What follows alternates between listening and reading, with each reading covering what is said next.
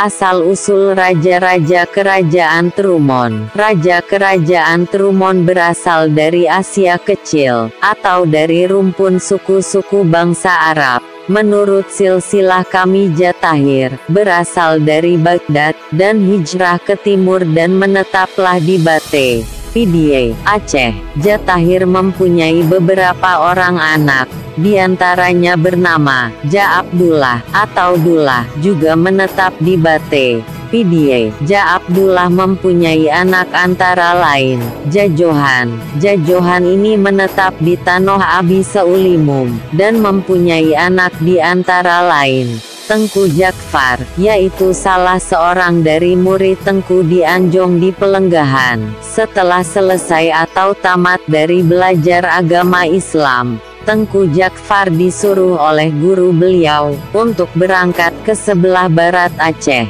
Mula-mula Tengku Jakfar menetap di Unjong Serangga Susoh.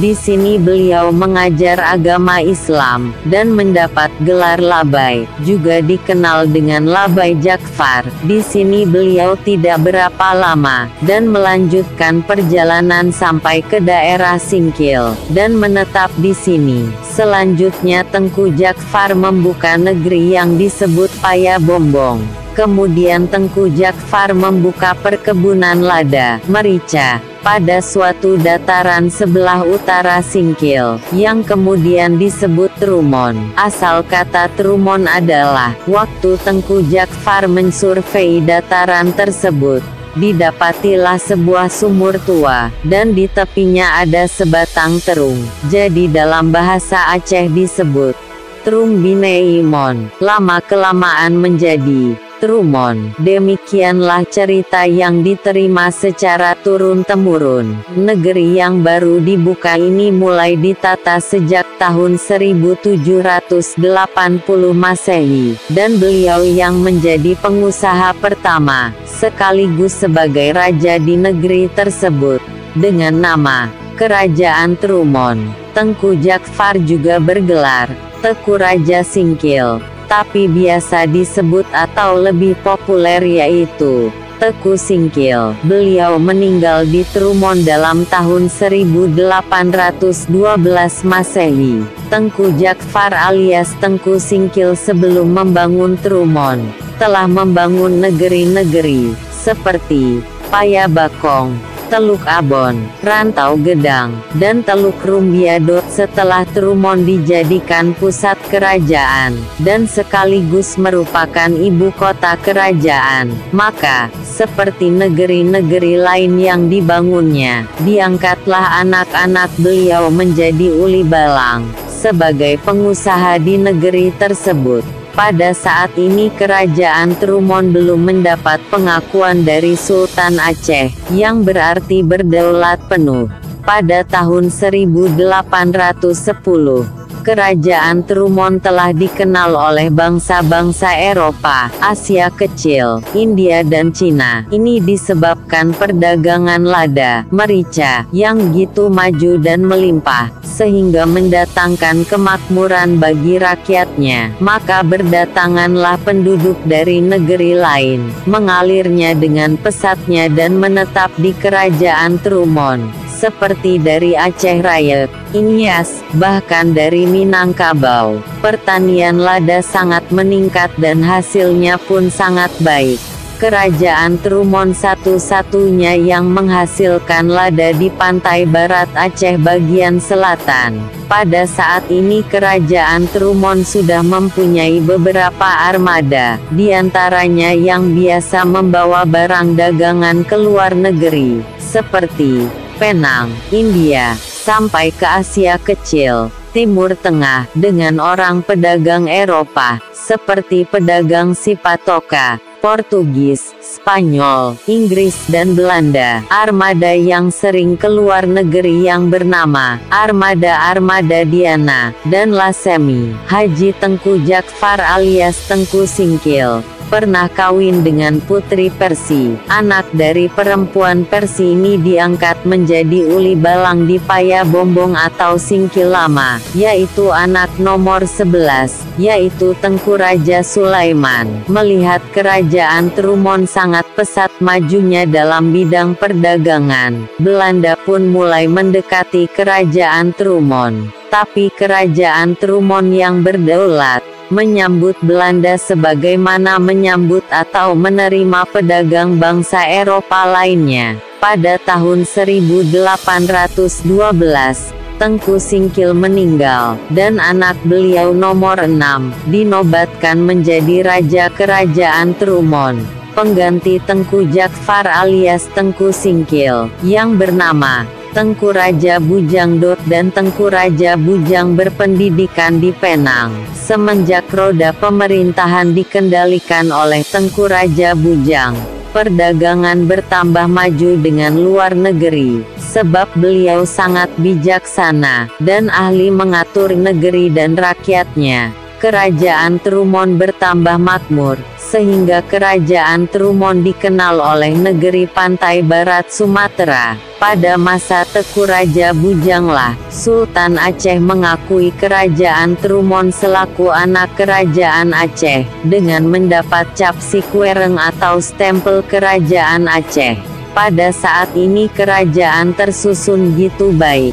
Saudara-saudara beliau yang diangkat menjadi uli balang adalah anak nomor 4 dari Tengku Jakfar, yaitu Tengku Muhammad Tahir, dikukuhkan menjadi uli balang Bulau Sema. Saudara beliau nomor 9, yang bernama Tengkunya Haji, dikukuhkan menjadi uli balang Limbang. Saudara beliau nomor 10, yang bernama Tengku Raja Makareh, dikukuhkan menjadi uli balang Kaya Menang atau Singkil Lama. Saudara beliau nomor 11 yang bernama Tengku Raja Sulaiman, dikukuhkan menjadi uli balang Payabumbong. Tengku Raja Bujang bersaudara 16 orang. Uli balang yang tersebut di atas membangun negerinya, menurut kebijaksanaan yang telah direncanakan dari pusat kerajaan di Trumon.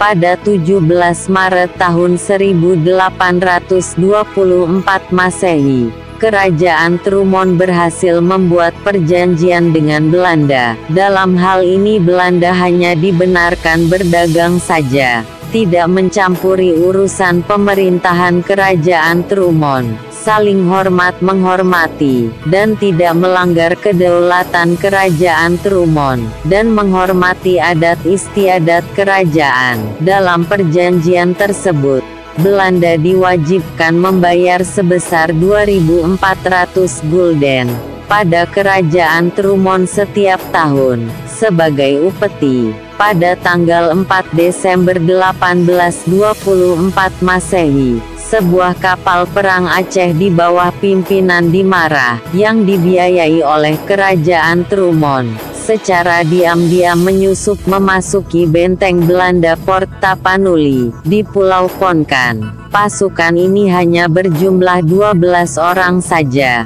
tapi dapat mengobrak-abrik pasukan marsose Belanda, dengan menyergap satu persatu marsose Belanda yang mengawal benteng Belanda. Benteng Port Tapanuli ini dipersenjatai meriam kaliber besar, namun dalam sekejap mata, benteng tersebut dapat dikuasai sepenuhnya oleh Dimarah CS. Selesai pasukan Dimarah menghancurkan meriam-meriam, dan alat-alat perbekalan perang lainnya yang tidak dapat dibawa, dan mereka pun bertolak menuju Barus. Kejadian hancurnya benteng Port Tapanuli tersebut membuat Belanda menjadi panik. Kemudian Belanda berusaha mencari sebagai penengah, setidak-tidaknya mendekati kerajaan Trumon.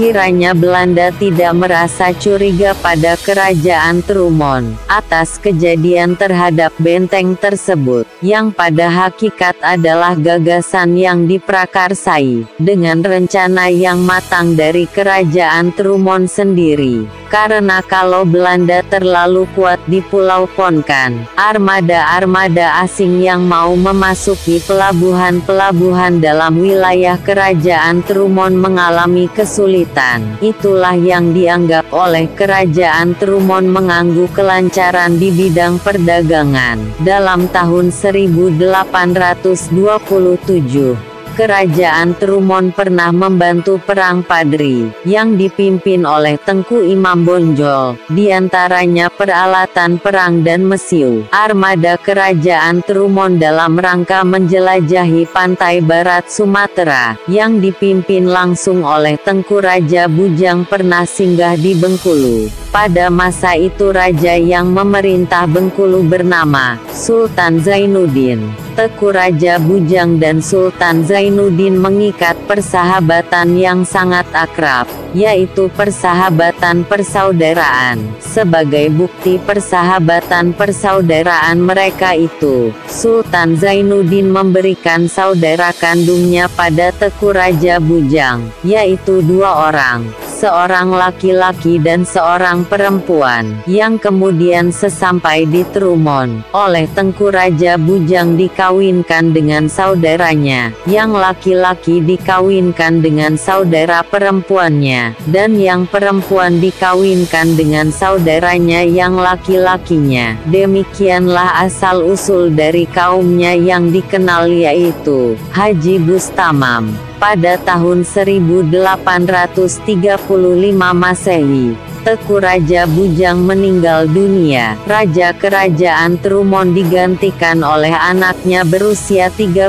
tahun, yang bernama Tengku Raja Batak. Sedangkan ibu dari Raja Batak ini adalah seorang putri Inggris, anak dari nakhoda Kelurahan Sawahan sekarang ini. Karena Tengku Raja Batak masih di bawah usia, maka roda pemerintahan kerajaan Trumon dijalankan oleh pamannya, yang bernama Tengku Raja Makareh. Beliau ini anak nomor 10 dari Tengku Singkil, yang menjadi Uli Balangkaya Menang atau Singkil Lama. Tengku Makareh menjabat jabatan Raja Kerajaan Trumon dari tahun 1835 sampai 1843 Masehi. Baru dalam usia kurang lebih 19 tahun, Tengku Raja Vansurna Alamsyah, alias Tengku Raja Batak, telah menjalankan roda pemerintahan kerajaan Trumon. Pada zaman inilah kerajaan Trumon mencapai puncak kejayaannya. Tengku Raja Batak membangun benteng-benteng pertahanan yang agung di masa itu, diantaranya Benteng Kutabati,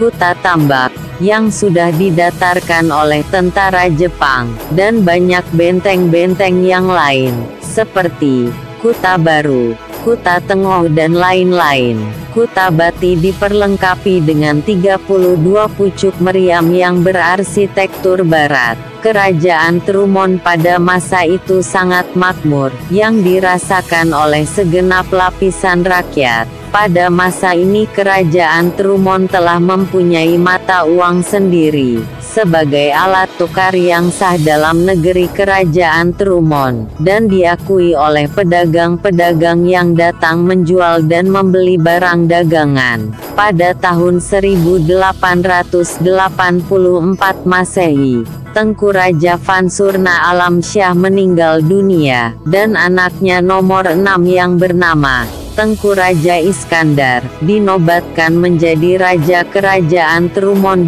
Selama pemerintahan kerajaan Trumon berada di tangan Tengku Raja Iskandar, kejayaan Trumon mulai menurun. Wilayah-wilayah takluk kerajaan sudah banyak dikuasai oleh Marsose Belanda.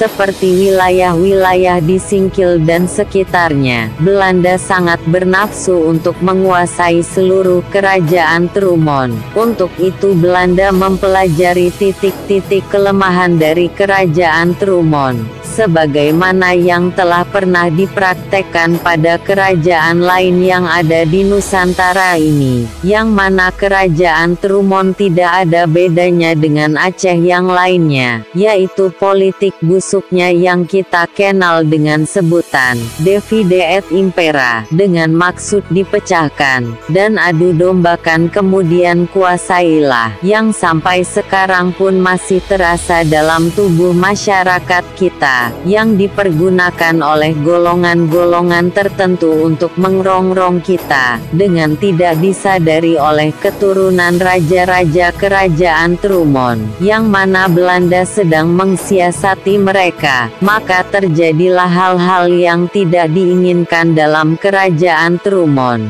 Pada masa itu pada tanggal 6 November 1893, terjadilah pembunuhan atas diri Raja Kerajaan Trumon, yang dilakukan oleh wali-wali Tengku Raja Iskandar sendiri, hanya untuk merebut kekuasaan.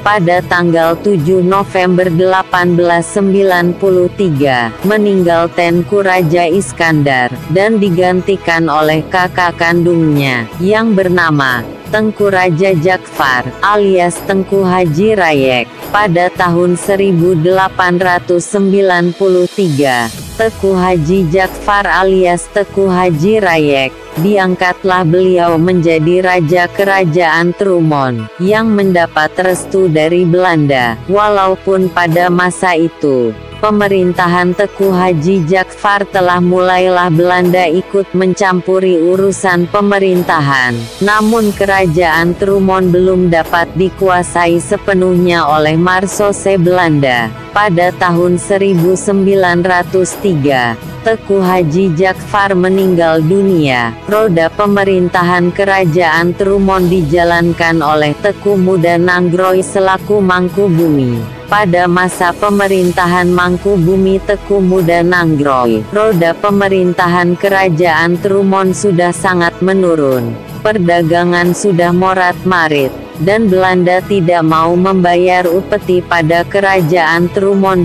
Keadaan keuangan kerajaan sudah sangat merosot, sehingga kerajaan hampir-hampir tidak dapat menutupi anggaran belanja kerajaan. Walaupun demikian sulitnya, Mangkubumi tetap menolak tawaran Belanda untuk membantu keuangan kerajaan, asal Mangkubumi mau memberi hak pada Belanda untuk mengatur perdagangan kerajaan Trumon. Mangkubumi Tengku Muda Nanggroe adalah suami dari Cut Nyaan, anak nomor 5 dari Tengku Raja Batak, tepatnya adik dari Tengku Raja Iskandar. Tengku Raja Nasruddin, alias Tengku Raja Bijelada, atau Tengku Raja Tuha, anak pertama dari Tengku Raja Iskandar, yang mendapat pendidikan sekolah raja di Bandung. Masa ini kerajaan sudah sangat relatif lemah. Belanda mulai melancarkan tekanan-tekanan pada kerajaan. Belanda telah berani melanggar kedaulatan kerajaan. Tapi kerajaan Trumon sudah tidak mampu menghadapi secara terbuka, karena sekeliling kerajaan Trumon sudah dikuasai oleh Marsose Belanda. Oleh karena itu rakyat kerajaan Trumon tidak tinggal diam. Mereka bergerilya menghadang pasukan-pasukan Marsose Belanda, seperti yang terjadi di Gunung Kapo, di Krueng Luas, dan lain-lain. Perlawanan yang diadakan rakyat atau muslimin ini, dibantu oleh kerajaan secara rahasia dan diam-diam, dengan didapatkannya pedang kerajaan, yang seharusnya berada di istana kerajaan.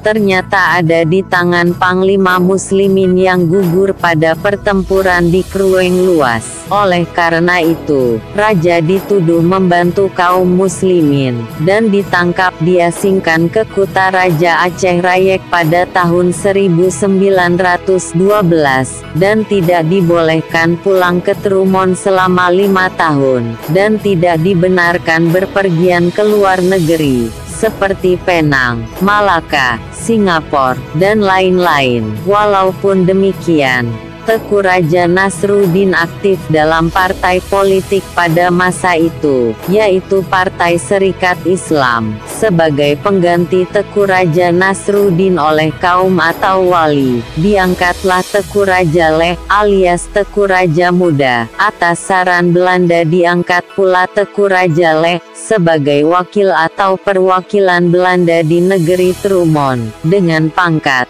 Zeilbestuurder yang pertama di negeri Trumon. Maka turunlah alam kuning, atau bendera kerajaan Trumon, diganti oleh segitiga warna bendera Belanda. Sejak itu kerajaan Trumon hanya tinggal nama saja lagi. Urusan-urusan pemerintahan Trumon sudah dicampuri pemerintahan Hindia Belanda. Hanya mengenai adat, kebudayaan dan agama yang tidak dicampurinya, tapi tetap dalam pengawasan yang ketat. Rakyat Trumon sudah tidak sabar lagi dengan keadaan ini. Akhirnya visabilillah mulai dikobarkan di setiap penjuru negeri. Maka terjadilah penyergapan-penyergapan terhadap marsose-marsose Belanda yang memasuki wilayah negeri Trumon. Hal ini direstui oleh Teuku Raja Leh, yang didukung oleh Panglima Kaum dan Imeum Tuha, secara sangat rahasia.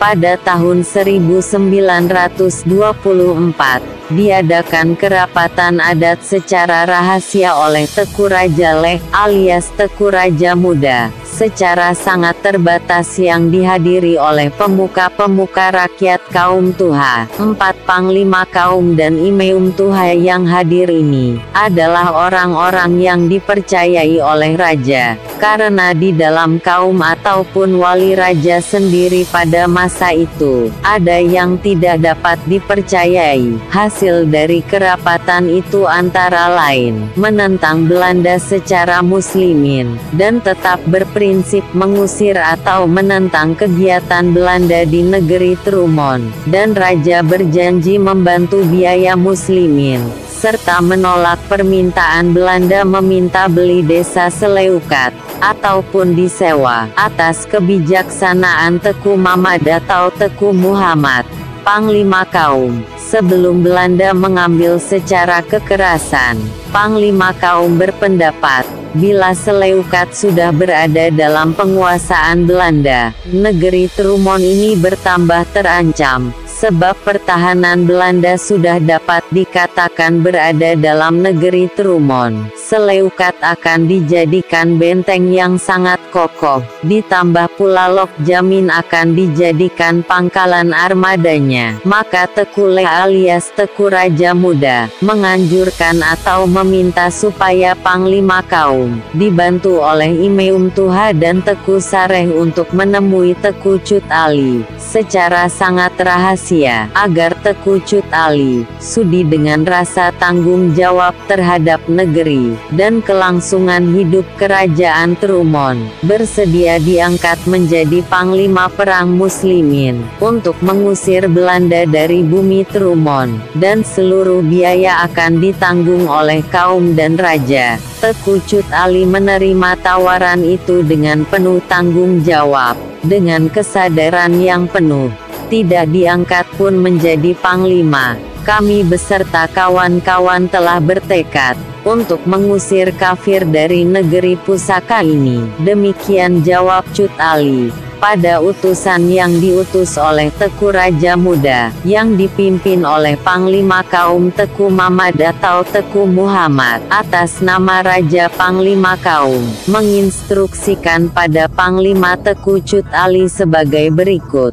Pertama, perang jangan diadakan di dalam wilayah kerajaan Trumon. Ini untuk menghilangkan perhatian atau pemusatan Marsose ke wilayah negeri Trumon, yaitu Seleukat. Kedua, supaya rahasia ini betul-betul terjaga dengan baik, dan Belanda tidak mencurigakan Raja Sekongkol dengan Muslimin. Demikian juga pengkhianat-pengkhianat yang ada dalam negeri sendiri, atau musang berbulu ayam tidak menaruh curiga terhadap Raja Teku Cut Ali CS sebelum meninggalkan negeri Trumon. Terlebih dahulu mengadakan penyerangan dengan tujuan istana Raja Rumoh Dua Lapeh. Tapi jangan memasuki istana, karena di istana sudah siap pula menjaga penyerangan dari kaum muslimin pula. Kami telah mencium rencana penyerangan muslimin. Demikianlah Panglima Kaum menginstruksikan kepada Panglima Muslimin Trumon Teku Cut Ali, yang kemudian dijalankannya menurut perintah yang diterimanya. Teku Cut Ali sebelum diangkat menjadi Panglima Muslimin negeri Trumon, beliau telah terlebih dahulu membentuk Muslimin bersama kawan-kawan beliau, yang tidak senang melihat Belanda campur tangan dalam pemerintahan negeri Trumondo. Rekan tanda hubung rekan beliau yang terdekat dan seide dengan beliau di antara lain, Teku Molot, Teku Cut Bedoh, Teku Itam, Mahyudin, Aceh Belin, Raja Bada, Teku Ben, dan lain-lain. Mereka ini adalah putra-putra Trumon asli, dan Teku Cut Ali sendiri pun masih keturunan Raja Trumon. Teku Cut Ali CS meninggalkan negeri Trumon menuju Bakongan, dan bergabung dengan Muslimin, yang dipimpin oleh Teku Raja Angkasa, dalam perang di Tunong Bakongan sisi Aceh. Gugur Teku Raja Angkasa pada tahun 1925. Teku Cut Ali CS terus menuju ke utara dengan sasaran Kluet. Di Kluet Utara Teku Cut Ali CS membuat pertahanan di Gunung Pinyai, dan di sini Teku Cut Ali CS menghadang Marsose Belanda beberapa kali, yang banyak mengundang kerugian Marsose Belanda, sehingga seorang opsir Belanda yang berpangkat kapten, menemui ajalnya di tangan Teku Cut Ali. Kapten tersebut dikenal umum dengan sebutan Kapten Paris, karena tempat persembunyian mereka di Gunung Pinyai telah dicium pasukan Marsose Belanda. Teku Cut Ali CS akan pindah lebih ke utara lagi ke Terbangan, tapi rencana beliau gagal. Pasukan Marsose Belanda tidak menyia-nyiakan waktu, langsung mengepung Gunung Pinyai, dengan penyerangan yang gencar, dan tiba-tiba saja, gugurlah Teku Cut Ali sebagai syuhada dalam tahun 1927. Kemudian Belanda mengetahui pula, yang mana Muslimin yang dipimpin Cut Ali dibiayai oleh Raja Trumon. Teku Raja Leh, alias Teku Raja Muda, diberhentikan menjadi Raja Negeri Trumon, dan diasingkan di kota Raja dan tidak boleh pulang ke negeri Trumon. Teku Raja Leh diganti oleh Teku Raja Husin, anak nomor 4 dari Teku Haji Jakfar. Tidak ada bedanya dengan Teku Raja Leh. Teku Raja Husin pun demikian juga. Selain menjadi raja yang diangkat oleh Belanda menjadi Zelbesturder, yang kedua di negeri Trumon. Pada saat beliau dilantik menjadi Zelbesturder negeri Trumon, Teku Raja Husin mengadakan suatu traktat atau perjanjian dengan Belanda, sebagai berikut. 1. Belanda tidak dibenarkan campur tangan dalam pemerintahan negeri Trumon. terkecuali diminta. 2. Setiap marsose Belanda yang berpatroli dari Bakongan ke Singkil dan sebaliknya, diharuskan melapor sepekan sebelum dilakukan atau dilaksanakan. Ini demi untuk keselamatan marsose, dan tidak menimbulkan kerusuhan dalam negeri Trumon. 3. Belanda tidak dibenarkan membangun bivak atau tangsi di dalam wilayah negeri Trumon. Selanjutnya, Belanda mengakui mata uang negeri Trumon sebagai alat tukar yang sah di dalam negeri Trumon, dengan kur tukar 1 Bengal Gulden, sama dengan 3 peng Trumon. Belanda memaksa Raja Negeri Trumon Teuku Raja Hussein untuk menerima imbalan yang dikemukakan oleh Teuku Raja Hussein sebagai berikut. 1. Alam kuning atau bendera negeri Trumon diturunkan, dan dapat dikibarkan dalam setahun selama 2 pekan. Dalam hal ini oleh kerapatan adat negeri Trumon kemudiannya ditetapkan pada bulan Maulud Akhir dan Jumadil Akhir setiap tahunnya. 2. Di muka istana diwajibkan mengibarkan bendera Belanda, karena Raja juga selaku perwakilan Belanda di negeri Trumon, dengan pangkat Veldbestuurder.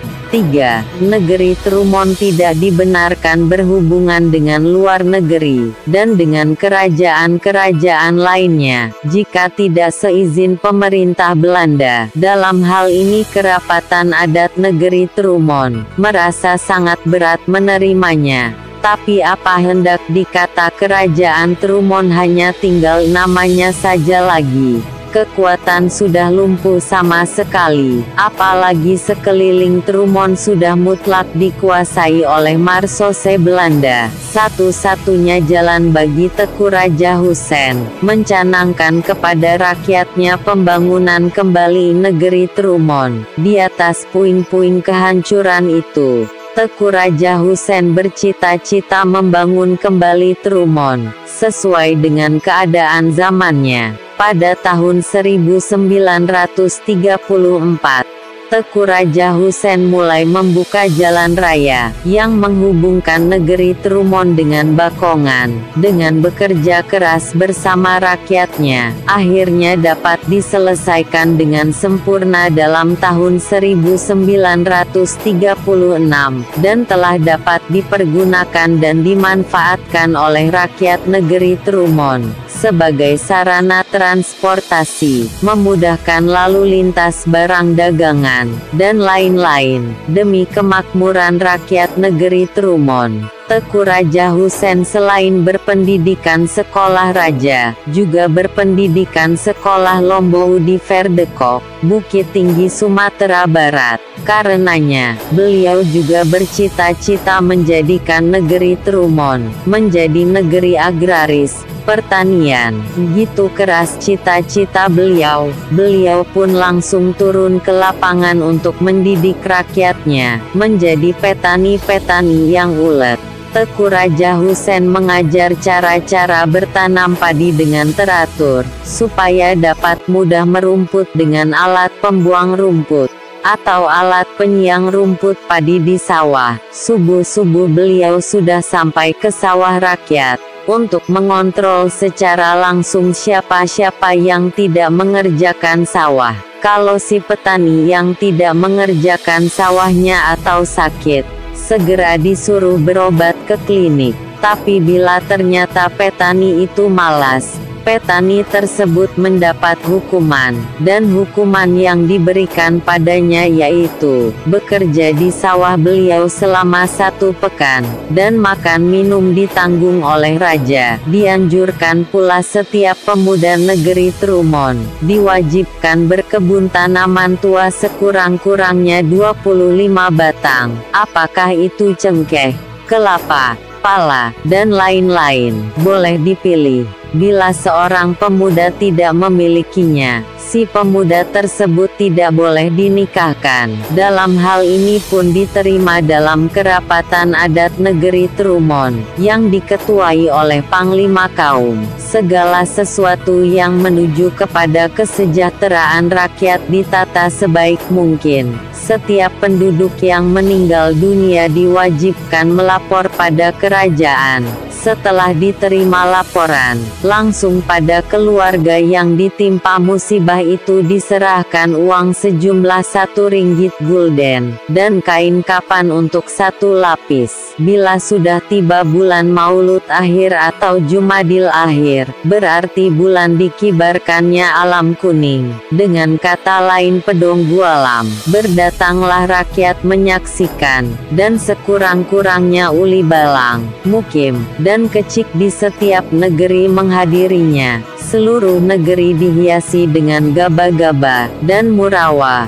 Pada malam harinya, rakyat setiap mukim mengadakan permainan rakyat, seperti sedati, dabus, ratep, ratop, sikabang, tari-tarian rakyat, sidang deria, dan lain-lain. Dalam tahun 1940, Tjarda Gubernur Jenderal yang terakhir dari Hindia Belanda dari Batavia, datang ke Trumon menemui Teuku Raja Husin. Tujuan kedatangan Gubernur Jenderal tersebut adalah untuk memberi kemerdekaan penuh kepada negeri Trumon, sebagai kerajaan berdaulat, terlepas dari pengaruh pemerintahan Hindia Belanda. Tapi Teuku Raja Husin tidak menerimanya, sebab Teuku Raja Husin sudah mengadakan filing terlebih dahulu, bersama dengan rekan beliau, Teuku Nya Areh, di Kutaraja. Teuku Raja Husin bersedia menerima kemerdekaan, bila seluruh Aceh dimerdekakan. Gubernur Jenderal Tjarda berjanji, untuk kemerdekaan di seluruh Aceh diberikan sesudah perang di Eropa selesai. Cita-cita Teuku Raja Husin untuk membangun negerinya dengan sempurna di bidang pertanian baru taraf membangun irigasi, seperti irigasi di Jambo Dalem, yang masih utuh sampai sekarang, irigasi Tui Uli ke Ube, dan Depi yang telah ambruk dimakan massa,